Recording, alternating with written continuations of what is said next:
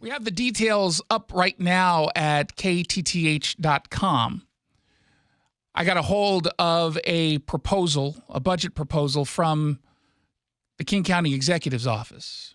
Dow Constantine is preparing to slash, or he says he's going to slash, over $85 million from critical public safety and judicial services.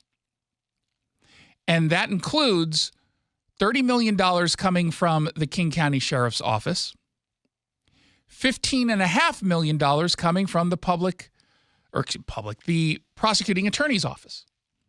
That's a lot of money, isn't it? Why is he doing this?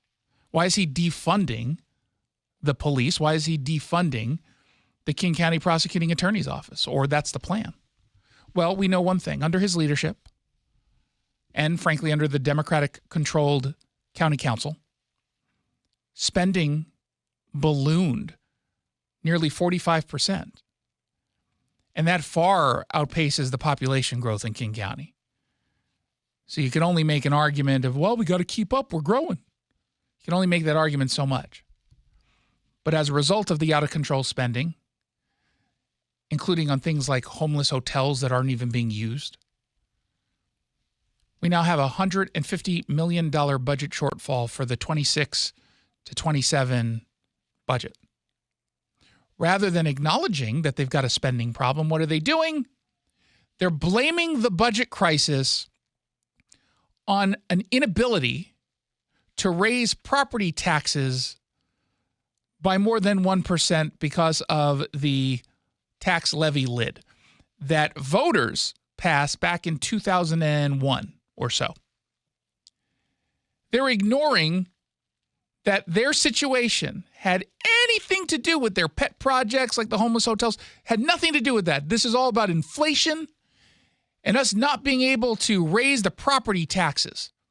According to the King County Budget Director, Dwight Dively, in a memo that I got a hold of, and went out yesterday to the King County Council and staff. He wrote, "This deficit is entirely due to the state law that limits property tax revenue increases to 1% per year, plus the value of new construction. This law has been in effect for 23 years. Do you believe that it's entirely due to an inability to raise the property tax? Entirely? No. No. And look, to be fair, he says property taxes account for about 60% of our general fund. Okay, that's fair. That's a lot. That's not the reason why you've got these problems. Because I reached out to Reagan Dunn, King County Council member. He sent me a note.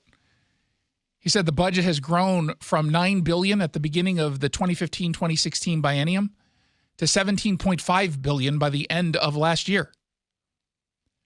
Calculating for inflation, King County's budget today represents nearly $13 billion in 2015 dollars, a 44% increase in funding, while its population has increased by just 17.6% during the same period.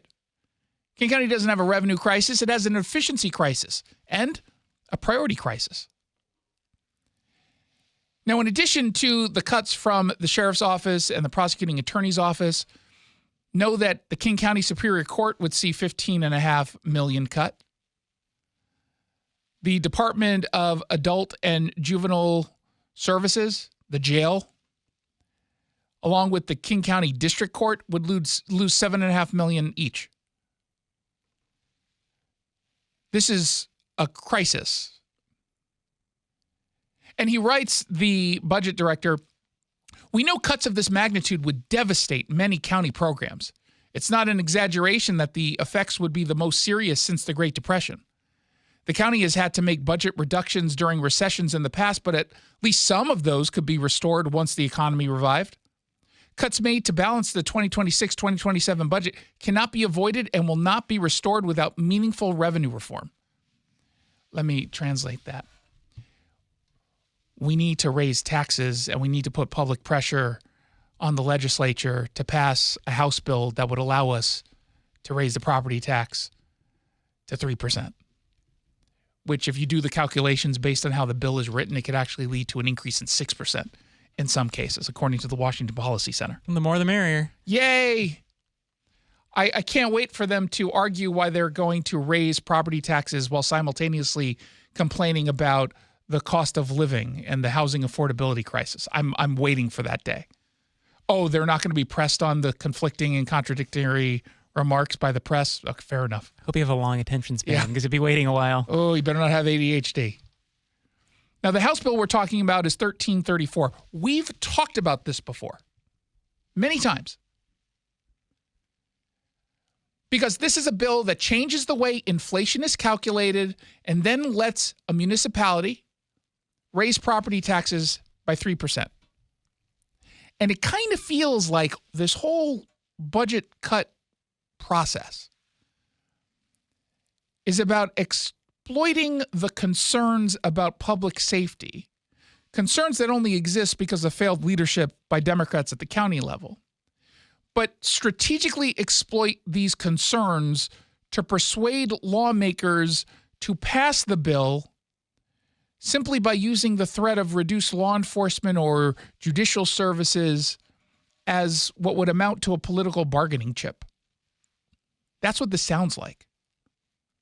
Now, Patty Cole Tyndall, the sheriff in name only for King County, she's really just a bureaucrat. She's a shino. She's a shino. A sino. Sino, it would be.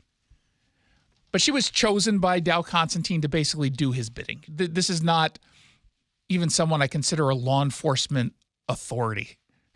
Right? She's an authority figure, but she's not an authority. She doesn't know what she's doing. But when staff members caught wind of this, deputies heard about this, boy, did I get a lot of texts. They're like, how are we supposed to cut $30 million? Do you know what that would mean? Do you know what we would have to do? Now, Patty Cole Tyndall is just flat out lying to them because she said in an email to staff sent out today, please know we are working diligently to minimize the effects of this to employees, and at this time, we do not anticipate any reductions in staffing. Oh, yeah? $30 million, you're not going to cut any staff? Not even one? Everyone's going to be, you might hire people during this. I will be working with our leadership team to do everything we can to mitigate impacts on the King County Sheriff's Office and the communities we serve.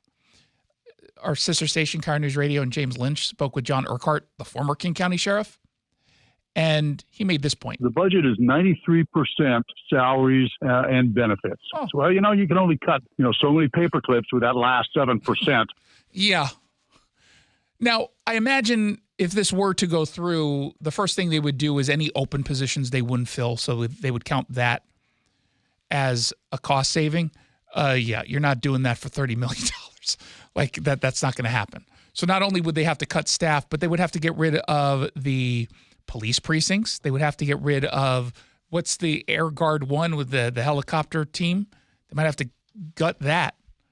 All of a sudden, you're going to go on Offer Up and see the helicopter for sale. Big discount. But I also saw in her letter, in her memo, that, quote, we are working closely with state legislators on efforts to lift the 1% property tax cap. The sheriff's doing that? You're doing that? I thought you were the sheriff and not just the right-hand woman of Dow Constantine. That's interesting. Because an elected sheriff, I can guarantee you, would not be doing that. Not in a million years would you find John Urquhart or Mitzi Johanknick or anybody else, not even just in King County, but Adam Fortney, no, not doing it. He would never do something like that. Keith Swank, definitely not. Would never do something like that. But you can kind of tell what they're doing here and how they're framing it, huh? Seems kind of obvious. So just know that they will be using this threat of defunding law enforcement and judicial services so that they can get you to start to support the bill that would allow the county to raise your property taxes. That's all that this is.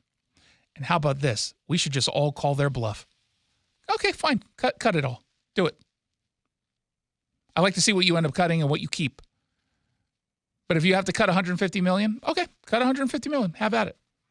Now, I put the entire list up. Obviously, 86 million is not 150 million.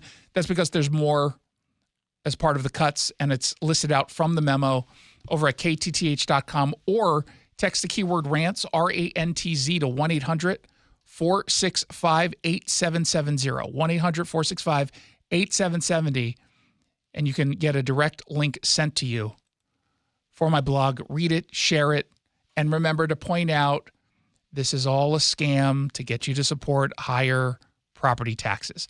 And if you have any dumb renter in your life who thinks this doesn't impact them, you teach them a thing or two about how this all works. Are they in property? Okay. Is there a tax on the property? Okay. That means you're paying it. Now, if you're talking to some renter on Capitol Hill in Seattle, you give up. A barista with green hair, give up. Live in the parents' mother-in-law residence anyway.